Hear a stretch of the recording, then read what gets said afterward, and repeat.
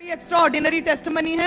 ये अभी 16 साल का लड़का है। जब ये था 8 साल का, 2006 में इसका बर्थ हुआ। जैसे बर्थ हुआ कहते हैं एक अजीब सी बीमारी इसको हो गई, ऑटिज्म स्पेक्ट्रम डिसऑर्डर नाम की बीमारी हो गई। इसको ऑटिज्म था इसको।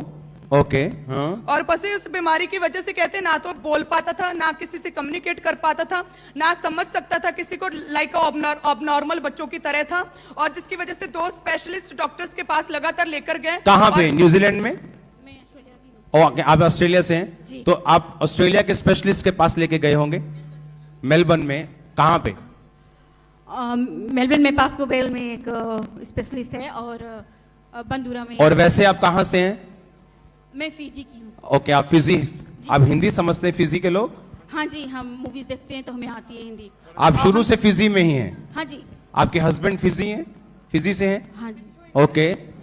और पसे कहते हैं कि इनके बिहेवियर में, कम्युनिकेशन में, इंटरेक्शन में, लर्निंग में हर तरह से कहते हैं कि बहुत ही डिफिकल्टी होने लगी इनके परिवार को, सबको। और जिसकी वजह से कहते हैं कि बीमारी लगातार बढ़ती गई और ब्रेन पे और इनकी आंखों पे भी असर पड़ा।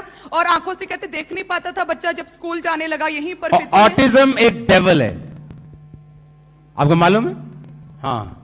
और पसल जी कहते हैं कि पढ़ने में भी दिक्कत आने लगी और टीचर्स को भी बहुत कहते हैं हार्ड फील हो रहा था इस बच्चे को पढ़ाने में।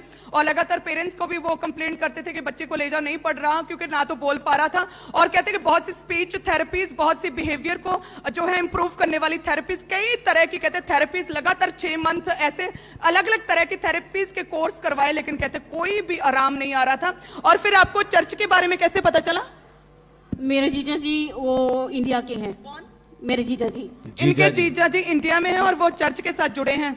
हाँ, उनकी मॉम को कैंसर हो गया था तो आपके चर्च आए थे प्रेयर करवाने के लिए। ओके, क्या हुआ तब? और पसे उन्होंने भी हीलिंग पाई थी, उनका बड़ा फेथ था, उन्होंने चर्च के बारे में बताया। फिर यहीं से उन्होंने ऑनलाइन देखना शुरू किया, बच्चे के लिए प्रार्थना रिसीव की।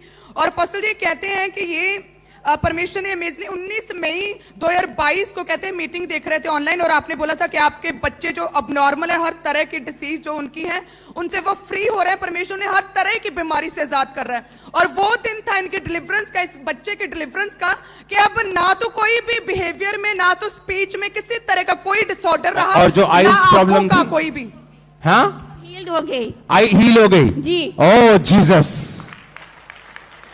Thank you Lord.